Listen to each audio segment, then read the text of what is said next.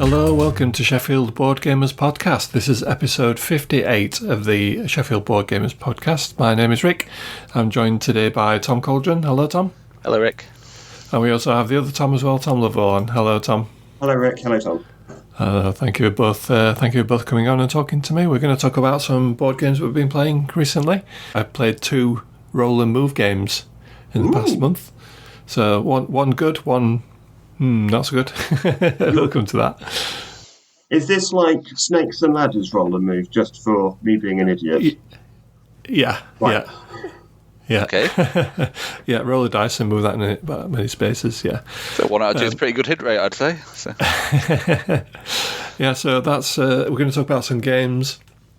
We have a discussion. We're going to talk about game variants and different types of games that will have different types of variants. If there's a best one that you think of, or if there's a worst one, or is it worth owning more than one other games with different variants? So we're going to have a chat about that. But before that, I don't know how long you guys have been sort of coming to the club and gaming and stuff, but it's been 10 years for me. I only know this because I've been recording the board game plays on Board Game Geek. So when I look back at that, I can see that I started recording those in August of 2014, so that was 10 years ago. Wow, time. I can remember, I know I started recording because I thought I'm playing all these different games and I'll probably forget what I've played, so if only there was somewhere where I could, click on a game and just say, I've played this one, and that's what led me to Board Game Geek and all the good stuff that's on there. So that's why I started recording the plays. Mm-hmm. And I've pretty much been doing it since. So I've probably not recorded everything. I've probably missed a few. And I know for definite there's a few games that I've played before I started recording it at the club. So it's not 100% accurate, but it's quite good because on Board Game Geek you can see like your total number of plays. So I've played... In the past 10 years, I've played 3,055 different games. So just over 3,000. Different games? That's total plays. Oh, total plays. So okay. Right, 680 different games. Okay, because I was going to say, that's almost a different game per day. If it was over 3,600 games, I was just doing the sums and I was like, that's a different game per day. That's hardcore, Rick. There are enough games out there, I was surprised, how much it was, but I guess if you play like once a week, and we usually play like one big game and then maybe like 2 or 3 smaller games, like party games or card games or whatever at the end of the night, and then on a Sunday, once a month, we probably play 10 or 12 games in a day usually, sometimes, I would say, so... Yeah. It soon adds up. Yeah. Well, the Sunday sessions, there's always a group that does like one big game the entire day. Yeah. And other people who do 50 different 10-minute games, Yeah. Yeah. So it's quite a lot. So the most game that I played is Carcassonne, 143 plays. Classic. And that's one that I've played, obviously with Tracy, quite a lot. So that's one that I've played on a Tuesday and a Sunday and on a Saturday with Tracy as well, so that's probably why there's so many of those. But I don't record like the scores or anything, or how many people I played with, or how long it took or anything like that. It's just pure. I know some people do that, don't with the board game stats. You can record all sorts of stuff and report back on like how much time you spent on gaming and what are your favourite types of games, your most played types of games and things like that. So there's probably a lot more statistical stuff that you can do with this information, but I'm really not that organised. do you not record anything at all then, Tom? Do you do any at all, or not really? No. No. The close, I kind of know what I like, but no. It's and the reality is, I play a decent amount at home with my friends, and I do know I can say that I've only attended the Sheffield Board Games Club once in the last 5 years, and that's mainly having moved out of Sheffield 5 years ago, almost to the week. So I think I came along probably 7 or 8 years ago was the first time I came along for work. So I was working originally at the University of Sheffield, and then slightly further down the hill another company, Bioserve. That was only about a 5-minute walk from where I was working at Bioserve, just off West Street, to get to the University Arms anyway. So yeah, I think it was probably be about 2017 that I first came along to the club. Might have been 2016, I can't fully recall, but I have to look back on people who post pictures of these games were played at the Gloucester Board Games group. Oh, yeah. And go, that's what I played. Right, and I'll put it into the list of things that I've played, and then and I like the fact that you're very good and you've got this document that gives all the notes of the podcast, and I go through and go, have I talked about this in the past? Because I've really not got a flipping thing. And go, I can't talk about it because I've rabbited on in the past, or no, I haven't, according to this list, so it's brute. Yeah, I do follow the Gloucester Board Game group on Instagram, and yeah, they're quite good about taking the photos and putting the games on there that people are playing. And we do a similar thing on Facebook as well. We take photos and put links to BGG and stuff on there. So yeah, you're very good at taking the photos. If you're not there ever, then it kind of everyone else kind of forgets about it. But, Yeah, well, there's 2 Toms. There's 3 Toms. There's a lot of us about. Exactly, because we're awesome, Tom. But Tom Cornwall, who's the chair, he normally takes the photos, but periodically, when he's not able to make it, others do. And so some of the times I've gone up and taken photos and posted them. So yeah, we do make sure that whenever he's not around, we plaster pictures of multitudes of people playing games. And I think we've had sort of 25 to 30 people some Tuesdays. So the first game that I recorded was Catan Seafarers, which is a variant, funnily enough, of the original Catan game, with like fishermen on, and you can go and fish and stuff like that. And then also on that same day, I played Bang the Dice game, and that's one that we still play at the club because I played it not long ago. It's one that still comes out and gets played. Quite good, kind of social deduction dice rolling game. Just looking at my logged plays, I do the same as you. I think I probably started at the club about the same time as you, because my first logged plays are in 2014 as well. Oh, right. My first logged play was Zombie Dice. So. Oh, right. Yeah. Shotgun and Brains. Yep, yeah. Absolutely. Followed by Ticket Around Europe. But yeah, I've got loads of logged plays, but it's kind of altered when I sort of clicked a button to import all plays from Board Game Arena as well. So now all the plays listed are some in real life and some from Board Game Arena. So so my most played games are Nile, which is a little quick card game, and Race for the Galaxy, both of which I just blasted through lots of different games because they're like 5-minute games sometimes on Board Game Arena. Yeah. So that sort of boosted up my games played stats on Board Game Geek quite a lot, but I can't remember which ones I've really played like in real life. Which ones are Board Game Arena ones. Yeah. See, I can remember that there were people playing Speed Catan on the first night I was at the club. And wow. And I did join in as the last game. I can't remember the first game or 2 games that I played, but the last game was Avalon. And I did enjoy it, even though I was told I was playing the game incorrectly, because there was someone there who clearly knows the best way to play it. And I knowingly was going, I know what you're trying to do, but I get to do things my way, and I'm not going to behave. As you know, I don't normally behave anyhow. They just didn't know me well enough to know that I don't behave. And so, but I still enjoyed the experience so much that, I've picked up a copy and used it at the school games club that I helped run. I think I'm similar. I can't remember that game of Seafarers, of Catan Seafarers, but I can remember sitting at the table with all the other people, and I can remember it coming back to my turn and thinking, oh wow, that was really quick, it's my turn again, I better think of something to do at this point. And that experience of sort of playing that game with other people, that's more that I remember than the actual game itself. I don't think I won. Probably not won Catan since. Oh, I hardly ever record like who's won or what scores were. Yeah, no. I don't do that just for my own sanity. It was just a bit depressing. Yeah, I don't. The only time I care about scores is when I'm playing in a tournament, and that's the only time when I click a lot more into proper competitive Tom, and try not to be an utter dick Tom as well, which it is a fine line. Speaking of tournaments, you've been to one recently, haven't you? Yes, so Bod's in Cardiff running their first Battletech tournament.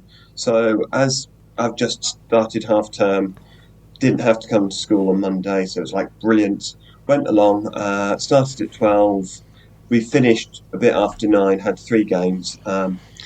It was much more of a beginners tournament, which I didn't realise to start off with. So there's a couple of people who hadn't played an awful lot, so ended up helped them through with some of the games. So they were a little bit, didn't get through as many turns as I'd have hoped for a more competitive scene, if that makes sense. But it was thoroughly enjoyable. Met a load of new people, and I came away with a bronze statuette for coming third. Oh, so, good. Yeah. So how does it work then? Is it like a 1v1 game? Do you just play like that? Or yeah, it's it's a 1v1 miniatures game. You can play team and different things, but for this it was just 1v1, and you just went to different matchups, different tables. But it wasn't just beat each other up. There are objective points as well. So it's a combination of destroying other people's units, gets you points, but also gaining objectives as well. And it was nice having that objective play rather than straight beat each other up, which it was a good tournament setup in that respect. And how long did it take to play? And do you know how many players there were? So there's only 7 of us who were able to make it, but I think it's since Catalyst Game Labs took over the license, there's been a bit of a resurgence, and so there are more and more people playing it. So the numbers are building. So it was their first tournament they'd run, and so it's building up the community in South Wales. And it was only an hour and 20-minute drive from home, so it wasn't too far for me to go to get there to join in and sort of connect up with another community. And the overall winner, Douglas, was from this side of the border as well. Right. So there was a couple of us that journeyed to the land of the leaks.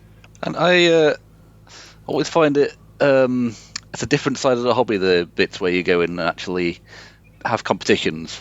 We go to Patriot Games, and they've always got lots of card games people hanging around and doing all their weird tournaments with big screens on the wall counting down the time for the next game and things, Yeah, they have to be organised, don't they? Because they have quite a lot of people. But it's a different world. I mean, we're kind of in the same hobby, but it's different. So yeah. I've done a couple of tournament things, but only sort of. I did the pandemic survival thing, which was fun, but never done like serious, card game or miniatures tournament every weekend sort of thing. I find it scratches a different type of itch, if that makes sense. It does. I think it's different. There's very much, it's nice going along to a Tuesday and you can be playing something that you've played before or something new, and it's fun and it's friendly and you're doing a bit of thinking, but you're doing social. And like we were saying, we don't even remember who won most of the time, So. And I will always, my aim is to always try and play competitively so people don't feel that I'm just don't give a damn and so therefore they've not achieved anything, because I think that's a bit if you're not trying, then it's almost diminishing someone who does win, if that makes sense. But I'm also trying to not be a complete tool as well and be an utter dick, because again, no one wants to play against someone who's been a dick. But then when it gets to tournament play, I find that the things that I'd go on a Tuesday night, it's like, oh yeah, fine, I know you didn't mean to do that. You can undo it. It's a case of no. This is the head is on. We're playing to win, and just some of those. This is what you should do if you're coming to a proper competitive tournament. It was more of a beginners tournament, and so I was a lot more relaxed with that, if that makes sense. But at something like the UK Nationals that I went to in Leeds in June, that was very much both players were. We expect you to know the rules. We expect you to be quick at your turn rather than have that analysis paralysis. Because you know that you've only got a set time period, it's respectful to go, this is what I'm doing, bam, bam, bam, rather than, should I do this? Or would I be better doing that? No, I think I probably... No, actually, I'll do... That you kind of cut out a lot. Just to have that respect with your opponent. So, as I said, it's nice to play tournaments occasionally just to go, I'm being good, decisive, and playing hard, but the opponent is playing hard, but fair. And then you can just relax things a little bit more and go, it's for enjoyment, we're relaxing, we've been at work and everything else. I guess it's good to have like these organised things. I mean, you can turn up at your local club once a week, can't you, and just play like some friendly games. But it's like you say, it's a different thing when you turn up and you're competing against people that you don't necessarily know. It's nice to meet new people as well. To go, I've not played you before. The same hobby, yeah, and go. Had a really awesome game with Douglas, Tavi, and Haley at the weekend. Never met them before, but it was brilliant. You know. Shall we move on then to the games that we've played? Yes, let's. So I played a game called Joyride, Survival of the Fastest. So this is a recent Kickstarter, I think, that's just been delivered. So a few people brought it to the club, and I've seen a few copies floating around. It's a racing destruction derby type game. So you've got some cars and they're racing round a map and sort of bumping into each other and things like that. So the aim of the game, I think there's different modes that you can play. But the one that we played was a race. So you basically have 2 laps of this map, and the map is kind of made up of hexes set out in a particular pattern. You've got a starting point. You have to cross over the checkpoints and then get back to the starting point. So you're kind of going around in a loop. But there are kind of like islands in the middle of the map, so you can potentially go around different ways. As long as you hit the checkpoints in the right order, you can potentially go around the islands one way and hit the checkpoint, or go around the other way and hit the checkpoint. So that kind of adds to the case a little bit. The way that you move is you roll dice. So you have a certain number of dice depending on what gear you're in. So the higher the gear, the more dice that you roll. At the start of the turn, you can potentially lock a dice. So that'll give you a dice that you can keep for a next further turn, and that might be useful if it's quite a high roll or quite a low roll, depending on how fast you're going. Because there's quite a good chance that if you're going too fast, you can hit the walls of the arena or bump into other people where you didn't mean to bump into them. So you have a gear and you roll that many dice. I think you move that many spaces. Steering as well, you can steer left and right. The car pieces are really nice. They're like wooden car pieces that fit over 2 hexes. So it's actually not just one piece on the board that sits on one space. It actually covers 2 spaces. So you do actually have an orientation, and it matters which way you're facing. You can bump into each other, so if you hit somebody in the side, you can potentially push them around and kind of push them out of the way. You can crash into the sides of the arena, into walls, and that'll cause you a little bit of damage, and then that might block off certain spots and cost you dice and things like that, slow you down. Each player has their own ability, so it's kind of asymmetrical in that everybody has their own special abilities. Like one guy was a taxi driver, so he was earning money depending on how fast he was going. And he could use the money to pay for upgrades and things in the middle of the race. Mine was like a turning. I could do donuts and do like a quick turn, like a U-turn. Whereas usually you can't do that kind of stuff, but my character could do that. So it's pretty chaotic. It's not just like a pure race. You're bumping into each other and pushing each other around, and you've got special abilities. You can drop oil slicks and drop fire rockets at each other and things like that. So it all looks beautiful. The board and everything's really nice. All the artwork's really good. It's got like player boards with player aids in there, and it tells you, what you can do on a turn, how the steering works, how the gears work, how the locking works, the dice work, and stuff like that. So all that was really good. Unfortunately for me, or unfortunately for the other opponents, I found that if you roll well, it's one of those games where if you roll well and you roll high, you just get in front and you move faster than somebody who's not rolling well. There's no mitigation or no getting around it really. So I kind of zoomed off in front and then left other players behind, and they were kind of bashing into each other and turning each other around and shooting each other, whereas I was kind of blasting off into first place. I was up in like second, third gear going round, and then it was kind of impossible for them to catch me then. What they need is a turtle shell. yeah, definitely, yeah, like something that hits the first player and slows them down a little bit. Yeah, definitely. Or rat tails. Quedlinburg. Yeah. There's as far as I could see in the scenario that we were playing, there was nothing like that. So I was kind of zooming around in front. I was like half a lap in front of everybody else and kind of left to my own devices, so I could steer and get around the courses, really quickly. Whereas they were bumping each other and slowing each other down and stuff. So that didn't feel good from my point of view, because it was kind of a bit boring for me. I was just racing around, not doing anything, and they're having loads of fun, sort of crashing and things like that. It's it's a bit of a weird one. I think if you like that kind of thing, if you like the chaos and the kind of leaning into the destruction derby side of it, you'd probably enjoy it. But it's not for me. I don't think it's not something I really enjoyed all that much, to be honest. So Rick, you've played Heat, haven't you, of a similar racing game? Yeah. So with the card mechanic there, do you think the slightly more predictable, slightly more, there's still a random element, obviously, but slightly more fixed card numbers for your movement and things with Heat, but with those oil slicks and missiles, do you think that would be a better combination than the probability swing of the dice? With Heat, it's kind of like a deck builder, isn't it? You get Heat that you put into your deck that kind of slows you down if you're going too fast, or if you can't change gears in time, it kind of slows you down a little bit.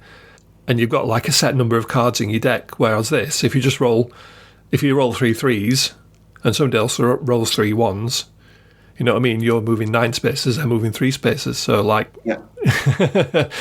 so that kind of, I quite like Flamme Rouge as well. I don't know if you played that. Have you played the cycling one? Aware I've not played myself. By the same people as Heat. Yeah, it's a similar sort of thing. You get a deck of cards like with set numbers on, but I think you only use them once in that game. You use them once, and then they kind of used up for the rest of the game. Then, so you have to sort of manage your hand and pick and choose which time to play the cards. But it's a similar sort of thing. Everybody's fixed and everybody's got a set number of cards with all the same numbers on. I think the fact that it uses dice is just a bit of its downfall, and it suffers a bit from those kind of problems that we all associate with dice rolling games. You've got to be prepared for very good luck or very bad luck, and that you've got to, it is that probability swing. Yeah, maybe you should get points for like bashing into people, or if somebody spins out on your oil slick, you should get a couple of points, and then that way you'd get 10 points for winning the race, but you might have got 7 or 8 points from hitting other people with your rockets or something. Maybe that would have evened it out a little bit. But so if you're too far ahead, you might want people to catch up so you can back into them a bit. Yeah. So that would have been a bit of an incentive. But the one that we played, it was just like a pure race. So the first to finish 2 laps. It was quite long as well. It took us about 2 hours to play. Okay. 2 laps. So it's quite a long game. Yeah. Again, you can short that down. You can just play 1 lap, and obviously cut it down that way. I think we played 4 players, and I think if we played with less players, it would be a lot quicker as well. But I think for what it was and for what it did, I don't think it was particularly brilliant. So unfortunately, that was Joyride, Survival of the Fastest, or Joyless Ride by the sounds of it. Yeah. It looked cool. So it's a bit. It looks fantastic. Yeah, it looks really nice. It looks like a bit like Mad Maxy, a bit futuristic. It's got like fluorescent sort of 80s and 90s colours on it. It looks brilliant. Yeah. I can imagine people getting really into the theme and going, well, hey, and making crash noises when they bang into each other and things. But maybe not for 2 hours, I don't know. Yeah. No, I played a racing game which took longer, and once unfortunately, you want racing games to be quick, ideally. When they start taking too long, unless this is a replication of Le Mans 24 or something, you're kind of going, no, you're a bit too long for what you really should be. I played a half a game of Heat, I think. Yeah, it was. I mean, we did start it about midnight, and we were all very tired. So probably not the best time to start learning a slightly complicated racing game. But yeah, I think I'd enjoy that. But yes, I think chaos is a difficult thing to manage in games. If you do it right, it can be good. But Okay, so what games have you got? What have you been playing? Well, I'll keep it with the roll and move kind of racing game with Camel Up, the 2018 version. I hadn't played this. This is me admitting heathen ways until sort of the summer. So between when I was last on and now, I played Camel Up for the first time. For those of you who aren't aware of the generally considered damn brilliant game, it's by the designer Stefan Bergen, and you are betting on coloured camels running around a track. The snag is that there is a white and black camel going in the opposite direction, causing problems. And this is new. That wasn't in the original. I think this is for the 2018 thing. So, this is the 2018 version. So the camel's going in the correct direction. If they're on the same, if a camel ends up on the same space as something else, it goes on top of it. And then if the one underneath ends up moving, then it carries everything on top. Well, you've got the white and the black camel, which are going in the opposite direction, and if anything lands on top of them, and then the white and the black camel move, then it will also take things backwards. So it's extra anarchy. It's really quite nice, in which you've got the different betting mechanics when you're going to bet on which camel you think is going to win at the different place, and there's the different coloured dice in a pyramid as well. So you've got plastic dice rolling pyramid where it poops out the coloured dice of whichever camel is moving. It's really nice and tactile. It's really easy to learn. And as I can hear your sniggers, the fact that you have got these white and black camels going in the completely opposite direction adds extra chaos. And it is a point where the dice rolling weirdness works. Because the camels don't move too much, but also if they land on one of the squares where you're going, actually, I want any that land here will go forward an extra space or backward an extra space as one of your actions on your turn. It's brilliant. So, yeah. I think the chaos there is in a different context, and that makes all the difference. Because the dice rolling, just making this camel lose, it's not, oh no, I lost. It's, oh no, my bet didn't come in. Exactly. It's a different sort of psychology. You knew that you were taking a risk, but you might have paid off, and it didn't. Yeah. Which is a bit different too. Exactly. No one owns those dromedaries, and so it's the fact that you've got these mental camels running around this track, just one lap, but it is the fact that they could do anything, and you're looking at, okay, so these ones have moved, so it's now my turn. What do I think is likely to come out of the pyramid on my turn? Is it going to be the purple one or the blue one, or is it going to be the grey dice of the mad camels going in the opposite direction? And you can take risks as well, because that one's at the back just now, but if the green one comes out first and then moves two, then the yellow one goes, then then it could end up in front. So you could take a wild shot in the dark, and if it comes off, you're the hero. But you're not the hero. You got free money or something. It is one of the good end of an evening when you go, actually, either you're waiting for more people to turn up, so you go, well, that'll be half an hour, 45 minutes, fine, we'll get this going whilst we're waiting for a few more people for a bigger game, or it's got to sort of 9:30, 10, and some people are drifting off, and you're going, well, I don't want to go home now, I'll play with something. It was really easy to learn. There's a bunch of us that hadn't played before, and we picked it up really easily, and it's just a laugh.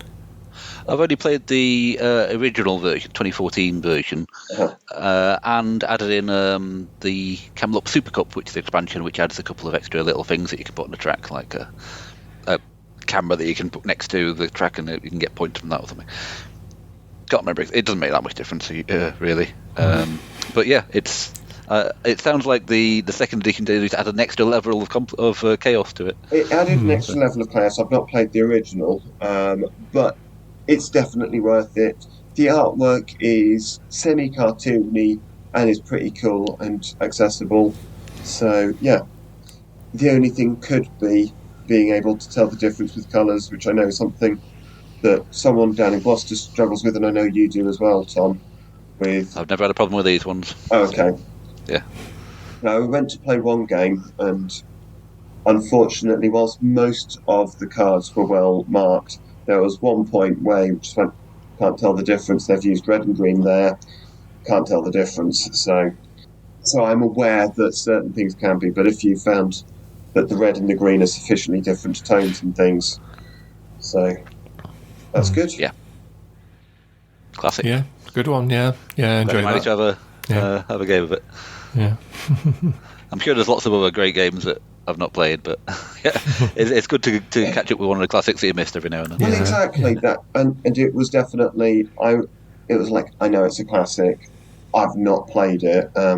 It is suggesting that there is the future question of the week will be, okay, what is your guilty I've not played this yet game? Yes, I need to consider that one. Yeah, I'll talk about a game now, I guess.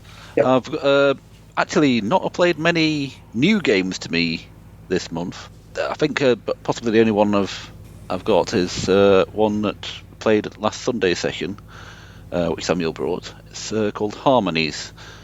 I think that's just come out this year, and it's a game about building up a landscape and placing animals on it.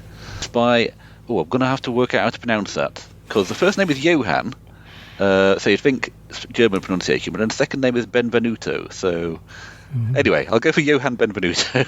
It's a designer. It's have either of you played this one? No, I think it's just out this year. Is it follow up to Cascadia? It's very similar sort of gameplay. I don't know if it's a follow-up to it or just if you like Cascadia, you'll like this sort of thing. I've played that one, but not played this one. Because just like in Cascadia, you're taking tokens and landscape type things and trying to arrange them in a scory kind of way, and they all work in different ways. I'll explain the gameplay. Each player has got a grid board in front of them with some hexagons on it, and that's where you're going to be placing some landscape tiles.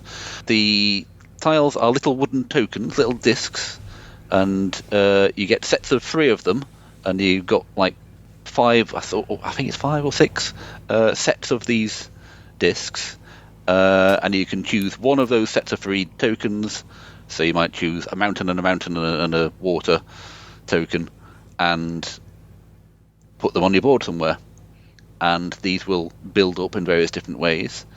Some types of token can go on top of each other, like that you've got wood token, which you can build several wood things and then put a tree top on top of it to make a really big tree. Or the mountain tokens, you just put mountain tokens on top of each other to make bigger mountains.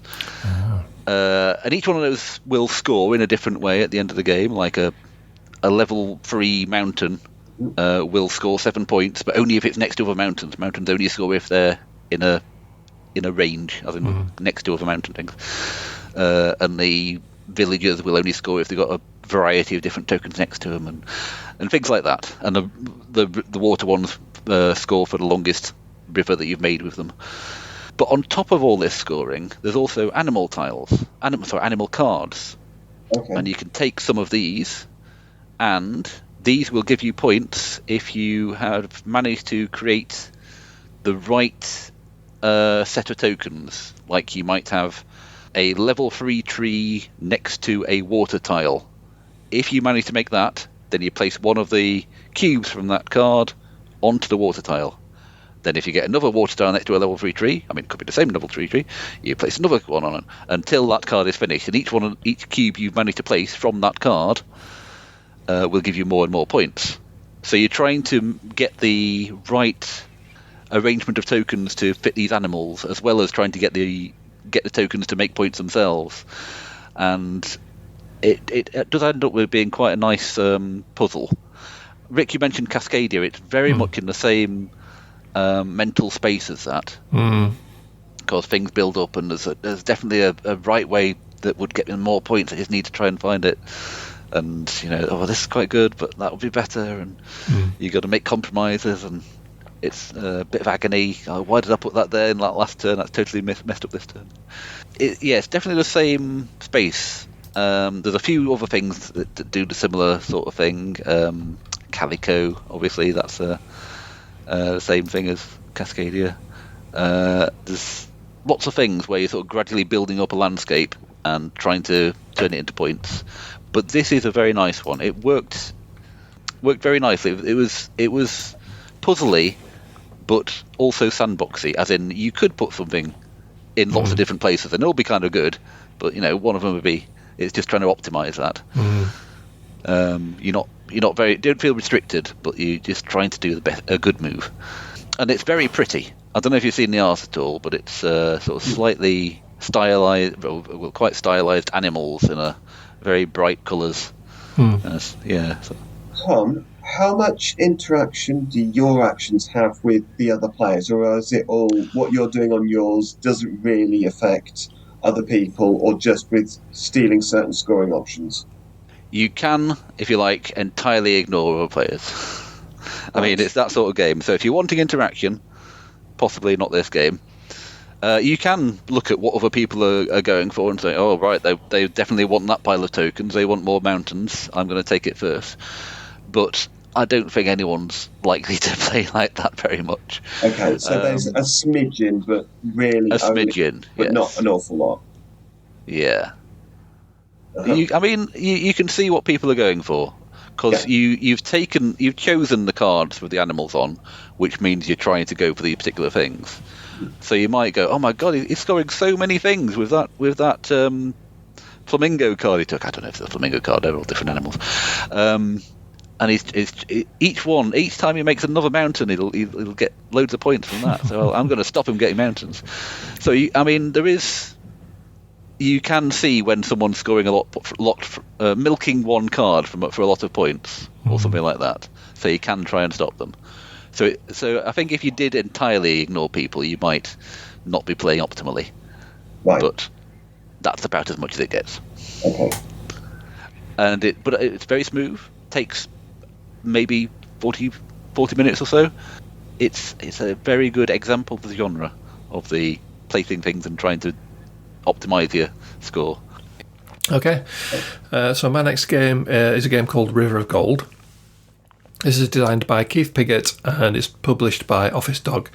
This is a Euro game where you're building buildings, collecting resources, fulfilling contracts, all the kind of good Euro game stuff that you usually do. You have a big board, and down the middle of the board is the River of Gold, and you've got boats that can sail down the river. Each player gets a d6, so at the end of your turn you roll your d6, and then at the start of your turn you can use that dice for one of three actions. You can move your boat down the river, and that'll get you some resources. So if you've rolled a 6, you move 6 spaces. However, in this game, there's something called Divine Favour, a little track that each player's got on the side of their own player board, and you can spend Divine Favour to bump it up or down by 1 pip. So let's say you only wanted to move 2 spaces. The dice wraps around, so if you pay Divine Favour, you can change a 6 into a 1, or vice versa, you can change a 1 into a 6. So if you've rolled a 6 and you only want to move a couple of spaces, you can just spend a couple of Divine Favour, move it down to a 2, and then you can move the spaces that you want to move. So when you land on a space with your ship, you'll get some money and you'll get some resources. There's things like porcelain, rice, a few other bits and bobs that you can pick up. So that's one of the actions that you can do. You can build a building. And what the buildings do is they sit on the side of the river and they increase, they get better. You get better stuff when you land on that spot. So you spend money to build a building. And again, the river is divided up into 6 sections. So whatever dice you've rolled, you can build a building in that section. And that'll get you a bonus whenever anybody lands on that. You'll get either more resources or you get extra Divine Favour or you might get money, whatever it might be. But the player that lands on it will get better stuff as well. So it improves that space that they're landing on. And then also attached to each space on the river is some tracks. So there are 6 different tracks for each section of the river. And you'll go up on the tracks as well. So whoever's in the highest position at the end of the game will get some points. So whoever's moved furthest along a particular track will get a point, some points.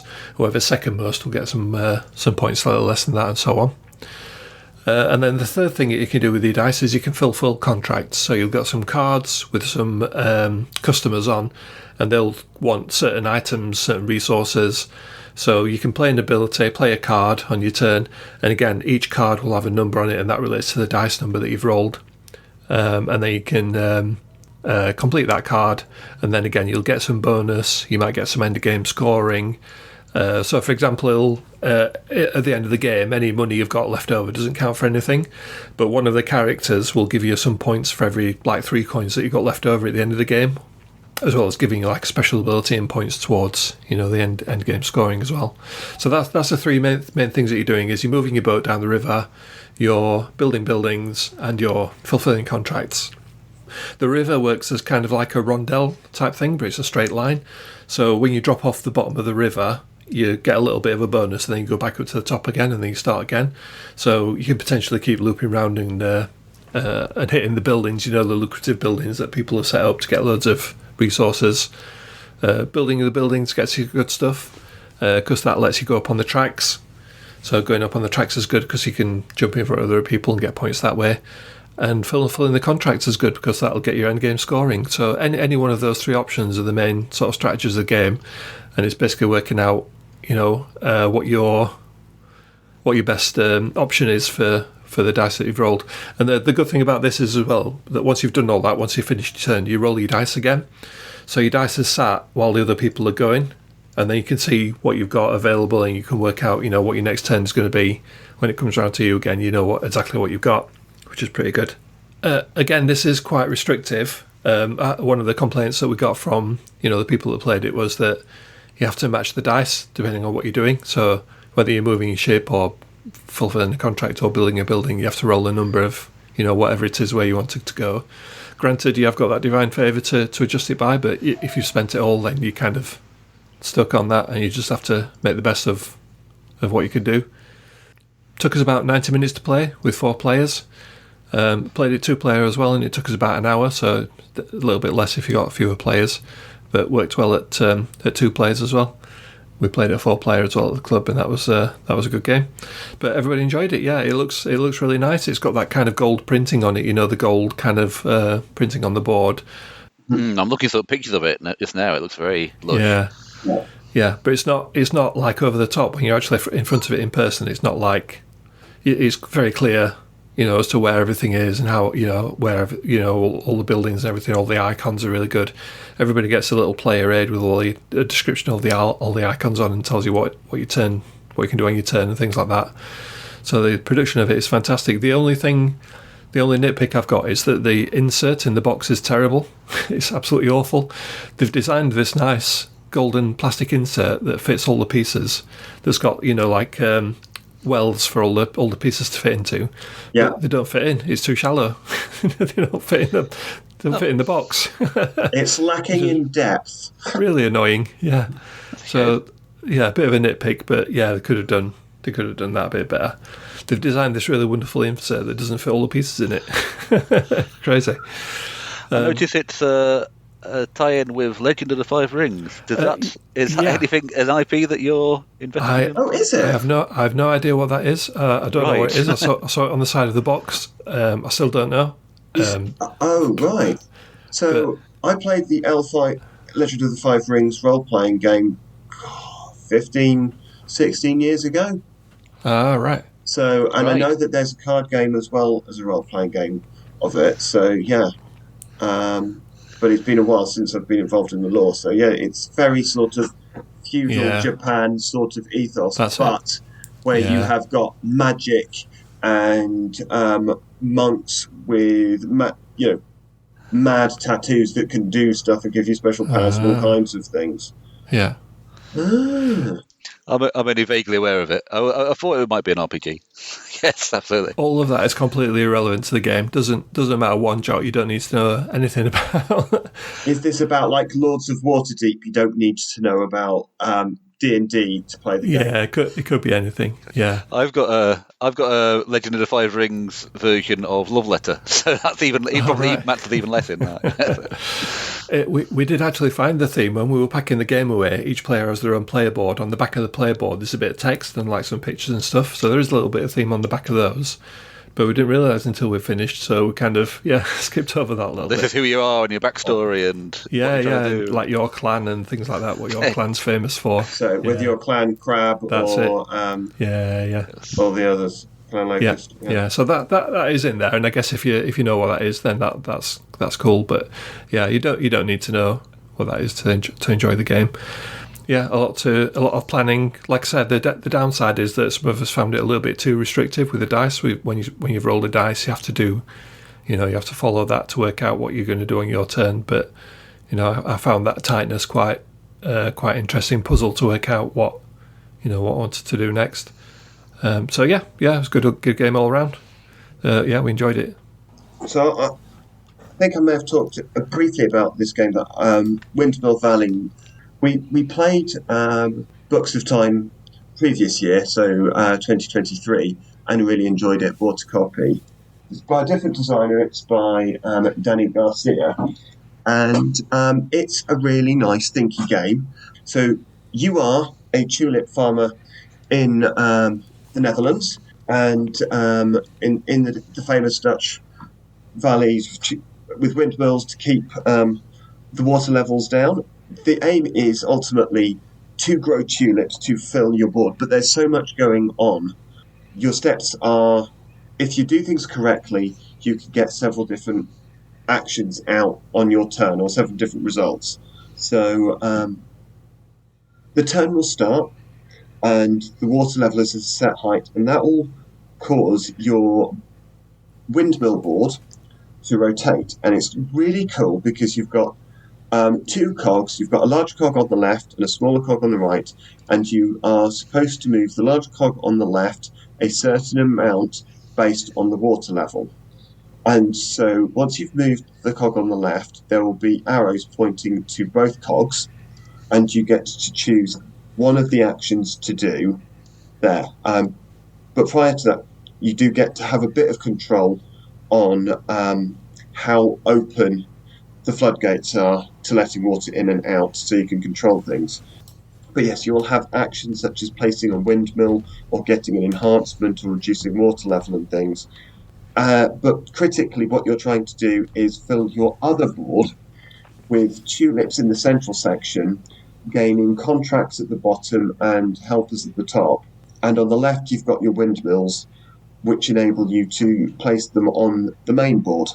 When you place a windmill, it enables you to get access to neighbouring fields, and they've got actions, so which includes collecting these tulips, the different coloured tulips that you get access to, give you victory points, but also, if you get the right kind of organisation on your main board, you'll get points for a full horizontal line, but if your vertical line has multiples of the same colour, you will lose points, and if you've got all unique colours, you will gain points. And so you've got to think about 3 or 4 different things whilst the other people are doing stuff to work out your turn, and the level the water's at when it gets to your turn, which will be affected by other people's actions, affect your turn. Similarly, where other people have placed their windmills on the main board will affect your turn, and a bit like viticulture, when you've got the different cards that you can pick up. If someone's picked up certain cards, then you won't be able to have access to those enhancements or contracts.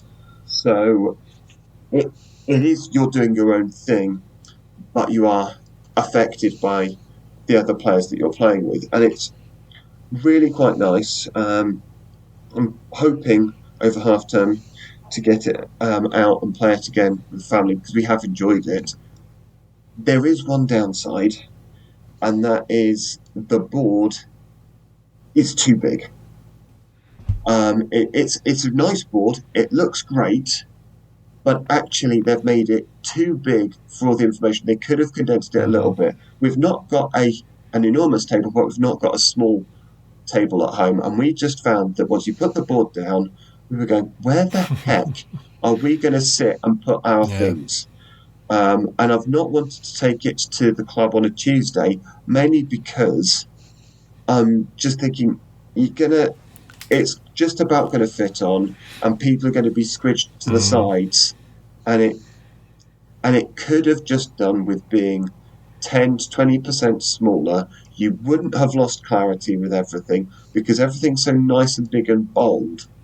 Yeah, just a bit too big, unfortunately. But the components are really nice. It's really solid card. It is pretty. It is really clear on the boards that each player have. My son loved the fact that you could put in different enhancements to your action wheel and do things that way. So if you were sensible, you could plan ahead and go, well, this will come in a few turns' time and things like that. And the fact that you've got a large cog and a small cog, which means that you're not going to get the same actions double up. And there is a limit to how long the game lasts, so that someone can actually intentionally go, right, I'm going to have quick turns and have my cog go around a lot quicker, and so therefore end the game faster. Or you can try to slow things down to get a bigger score, but allow other people to get a bigger score. Looks very pretty as well. Yeah. And I approve of cogs in games. I think there should be more games with cogs in. Oh, definitely, yeah. This and Sulkin, I think. It is. I have another game with cogs in, and cogs are definitely, they are really cool. And it's a functional reason as well. They're okay if if things are moving just to look cool, but actually it fits in with the theme, with the fact of it does all tie into the valley where they're set things, and it is the fact that the windmills and the water levels are all linked together, and so I quite like that as a it's not just here is a game and we have put a background to it, for want of a better word, and actually it doesn't matter what you're doing, it's all sort of abstract. You could say that, but they have tied it in so nicely to the fact that actually it is windmills and flowers, and where things are on the map is important, and you are doing, for want of a better word, cogs and windmill type things with your board. It really does tie together nicely. Any other games you want to talk about? We've got a question of the week to talk about, so we're talking about lots of games in that, so I think we should move on to that. Yeah.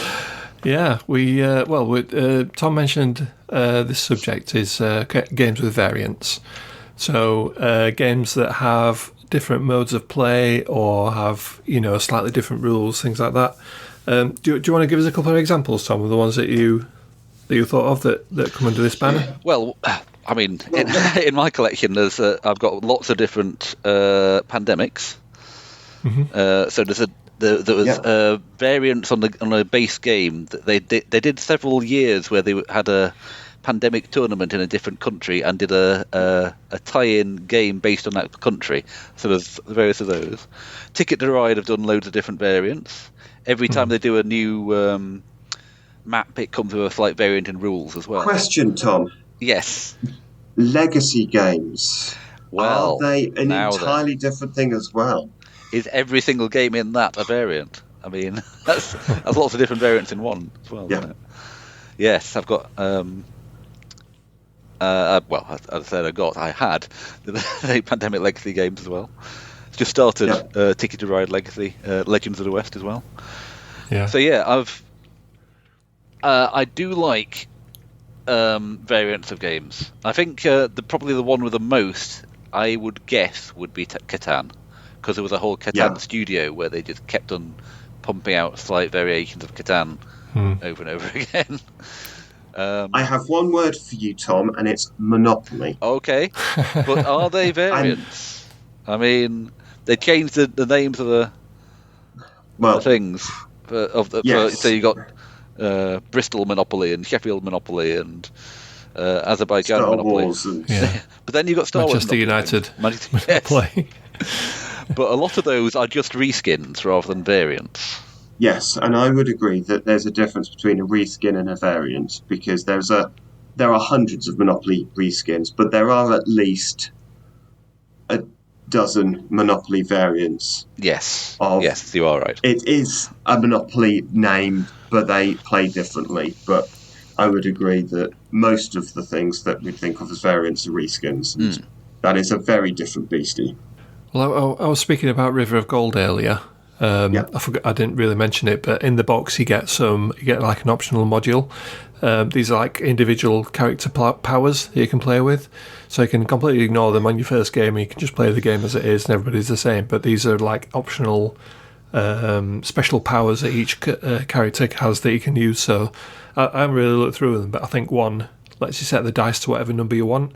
They're all like really stupidly overpowered, but each one is overpowered, so they all kind of balance out. Yeah, I think there's a fair number of games that sort of come with options for how you play it in the box. Like Wolfgang Vorch did the one that isn't Grapta Krevenberg, Taverns of Tiefenthal. Oh yeah, That's comes with lots of different modular things that you can plug in. yeah. Well, similarly with Quacks, isn't it? You have the different the recipes, do different things. But the books. Yeah, so a lot of games come with options in the box. Yes. So, and again, that is the thing. I would say a variant is different options within the first box of the game. Like you said, Tom, you've got the different tickets to rides where you've got UK and Pennsylvania is one that I've got, where it does play. It plays very similar to Ticket to Ride or Ticket to Ride Europe, and again, famously, Ticket to Ride Europe is almost considered to be its own separate thing to Ticket to Ride as a second one. People normally have one or the other of those, and then everything else is considered, well, actually, you need one of those two, and then you get the board variants, the different map variants. Ticket to Ride and Ticket to Ride Europe, I think, are probably considered close enough that you don't need to have both, I think. Yeah. There's only a slight variation in the rules with the stations rule. But I think all the different maps they do are sort of have like they come with their own different rules. Like the UK and Pennsylvania, one of them has like a tech tree thing, and another one has some stocks as part of the game, in addition to the basic Ticket to Ride rules. So yeah. But they almost feel like expansions, those ones, because you need the main, you still need the trains from the main Ticket to Ride to play. Whereas the Catans are pure variants. You're not, Seafarers does different things to Catan. You've got, I played the Evolutionary one just year and a half ago at Games Expo 2023, and you could tell it was Catan from what you were doing, but it was very different to your basic Catan and other things. So it still kept that Catan-y flavour, but it was its own unique beast. Does that make sense? Yes. I played Starfarers of Catan, which is a two-player game, and that is played very differently to Catan, but you can feel the same vibes. And it's a bit like there's 3 or 4 different Azuls now, which use different components. You're going for different designs, but still has the same core concept of Azul underneath. And so I think they're more variants compared to the maps of Ticket to Ride, which are more expansions, but the legacy version is very much a different type of game, I felt, when you're playing the legacy bit. Mm-hmm. I don't know what your thoughts were, Tom, when you started playing it. I mean, I think one thing with both variant and legacy is you need to have it built on a really strong core game, and then there's lots of things you can do on top of that. And whether they do it as an entirely different game, which is a different version of the core game, or whether it's legacy where something changes every time and you've got that, you still need to have that really strong core game. I thought of a couple of games that have different modes in them. So, as an example, Isle of Cats. That's got a family game in it that gets rid of the baskets and the fish and all stuff like that. The public objectives, and makes like a really simple kind of family drafting game. Oh, that'd be quite a different experience. That would really quite a different game in one box, really, isn't it? Yeah, and Flashpoint Fire Rescue does a similar thing. There's an advanced game in the back, which doesn't really make it harder, but it adds more rules to it. Like you have to drive a fire engine and things like that. It adds more stuff in to make it more of a game rather than a family game. So I usually appreciate those because like Tom said, sometimes it's like two different games in the box. You've got a simple game and then a more complicated game, depending on who you're playing with. Do you feel that sometimes it could be too much? If you've got 3 or 4 different ways of playing a game, and you're first playing it, you might think, we gamers will just throw everything in. Is that going to make it complicated? Or it certainly makes the rules manual a bit more overwhelming. Well, I'm going to have to confess I've not actually played the more complex version of Isle of Cats yet. We've just played the family mode, and we've enjoyed it. Having things like Quacks of Quedlinburg is a perfect example where, and this is where you should start off with if you've never played before and played with people who've never played before. These are the recipes to have, and I've played that about 50% of the times I've played Quacks, because I've been playing with new people. But it is nice to be able to then start, we're mixing other recipes and things, or we're turning the board over to have the test cubes instead. That's quite cool. So sometimes it's a bit of a struggle to know what to put in. Do you just play with everything and just chuck all the modules in, or do you start off with like the base game and maybe make it a bit too simple, and then think, oh, it's not really, it's not a very complicated game. There's that risk, isn't there, of, where do you start? How do you start off?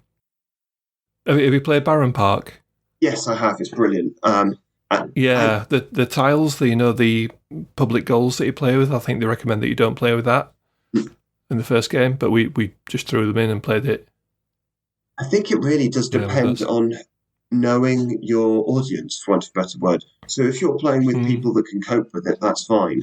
It has definitely been something, having now an 11-year-old, but when playing games when they were 9, 10, etc., you to sort of cater to who it is as well. So I can throw more in the deep end now than I could do. But also on the Thursdays with older kids, but still kids that haven't got such a variety of experience, I do go, no, you do need to have it at the starting recommended level. But with playing with some of the people on Tuesday, it's no, we can jump in with both feet and add a little bit more interesting options. But I think if you go for your first ever game too complex when you've got so many options, you're then sat at the fact that, if everybody's learning and you've got so many complex options, then you adding that game time. I think we've talked about it in the past, the boxes which have a expected game length. Well, our rule of thumb, people I've played with, is double it for your first game. But just because you're going back to the rule book, everyone's asking so many questions for their first 3 or 4 turns. And then when you're getting to the complex bit towards the end, when you go, right, now I know what I'm doing, I'm going to try doing this complex thing, and it slows things down. And people think, I wish I'd done that at the start, now I understood things. So having it a little bit simpler for your first game, particularly with people who have not played anything similar, I think is really useful. To then add the options and make it a bit more complex and a bit more longer lasting, I think is very good game design to my mind. Yeah, I think it's good that you got the options in the box, and also, I guess, once the game's actually come out, you can always add it to BGG afterwards as well, can't you? If you've got like a certain way of playing it in the box, and that's what the rules say, and then as an optional thing. And I've seen this, people make their own variants up as well, don't they? And house rule stuff to make a slightly different version of the game, and put the instructions up on BGG solo modes. Yeah, add those in. So I guess they're variants of the same game, aren't they? Just a different way of playing it. So is there a limit to the number of variants that can be made? So immediately when you put this question down on the document, I immediately thought of Dominion. If you've got a good idea and you just keep producing these cards and people keep buying them, you've got a good design and a good designer that can add more stuff to it. I guess there's no limit to what you can add to it. It's just what. But I guess at some point there must be some fatigue, or you've only got enough space for 15 boxes and 13 have come out now. How do the diehard Dominion fans keep buying them anyway? Or I mean, presumably your audience will go down slightly every extra thing. So only the people who need a bit more Dominion in their lives will buy it. But yes. Gentlemen, Yeah. I have 4 words for you. Pokemon and Magic the Gathering. Yeah. You know, they've been going for however long. One would argue that you've got the new releases each time, that they could be classed as different variants. Magic have definitely taken that step where they've got their, Doctor Who, Magic the Gathering sets, you've got D&D and other universes that, Warhammer 40,000 Magic the Gathering. So they've got legitimate variants as well as we're adding this season's thing that connects with the other bit. I think they have proven that if there is a cash cow that you can milk, life will find a way, or money-grabbing corporations will certainly find a way. Thank you very much. Look out for that T-Rex. Yeah. Absolutely. I mean, presumably, mathematically, there will be a limit somewhere between here and infinity, but it's just about how far you can push towards that. Nobody's told Donald X. Vaccarino that. Absolutely. I'm just looking at the entire list of pandemic variants, and that goes quite a few pages. Yeah. There was a Warhammer 40k one for those as well. One of the questions that you put down as well was, is it worth owning more than one? And I think we've both admitted that we do own, a few variations of the same game, like Love Letter and Pandemic and things like that. So I guess the collectors and the gamers would say yes to that. I guess it depends on the game to some extent. We made a conscious decision at Games Expo not to get another variant of Catan, even though we enjoyed it, because it didn't feel different enough, and we wanted something that was a much more bigger step away. But in saying that, we've thoroughly enjoyed Ticket to Ride Legacy and enjoyed Ticket to Ride. So I will caveat what I've just said with, I think Legacy games do add such a very different version to normal that's where, as a family, I probably won't own many different variants, but I think we're more inclined to put an exception in for those Legacy games. Yeah, like I said, I don't think there's any reason to own Ticket to Ride and Ticket to Ride Europe, but I think there is. Well, I really hope there is reason to own Basic Pandemic and Pandemic Iberia and Pandemic Rising Tide and Pandemic Fall of Rome, and I could go on. Okay. Yeah. Okay. Right. Well, Tom Lovewell, thank you for coming on and talking to us about that. Thank you. And Tom Coldron, thanks for talking to us again. It's been a pleasure. As always, thank you very much. We've been Sheffield Board Gamers. Thanks for everybody for listening. And we'll catch you on the next episode. Goodbye for now. Bye. Bye.